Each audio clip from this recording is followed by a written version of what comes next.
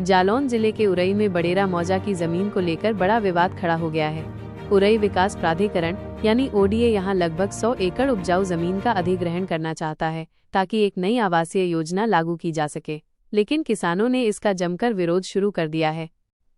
किसानों का कहना है कि यही जमीन उनकी रोटी रोजी का सहारा है।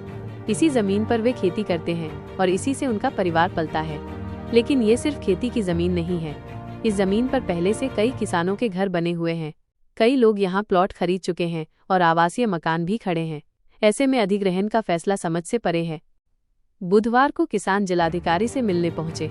उन्होंने साफ कहा, हमारे पास इसके अलावा कोई जमीन नहीं है।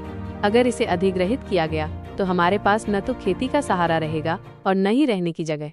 किसानों ने चेतावनी दी है कि अगर ओडीए ने अपनी योजना वापस नहीं ली तो वे आंदोलन करने को मजबूर होंगे।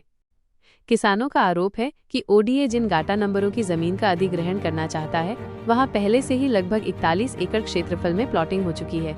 लोग मकान बना चुके हैं और परिवार रह रहे हैं। अब बड़ा सवाल ये उठ रहा है कि जब पहले से ही वहां मकान और प्लॉट मौजूद हैं, तो उस जमीन पर अधिग्रहण का फैसला क्यों लिया गया? यह मामला सिर्फ जमीन का नहीं, बल्कि किसानों के भविष्य और अस्तित्व का है। किसानों ने डीएम को साफ कहा कि अगर उनकी जमीन छीनी गई तो वे आर्थिक रूप से तबाह हो जाएंगे। उन्होंने प्रशासन को चेताया है कि अगर उनकी मांगों को नजरअंदाज किया गया तो वे सड़क पर उतरेंगे और आंदोलन करेंगे। अब देखना होगा कि जिला प्रशासन किसानों की इस आवाज को सुनता है या फिर यह योजना किसानों की उम्मीदों और घरों को कुचलकर आगे बढ़ती है। बडेरा मौजा में उठी ये आवाज अब पूरे जिले और प्रदेश में गूंज रही है। किसानों का संघर्ष शुरू हो चुका है और सवाल यही है कि क्या उन्हें न्याय मिलेगा या फिर वे अपनी जमीन बचाने के लिए सड़क पर उतरकर बड़ा आंदोलन करने को मजबूर होंगे।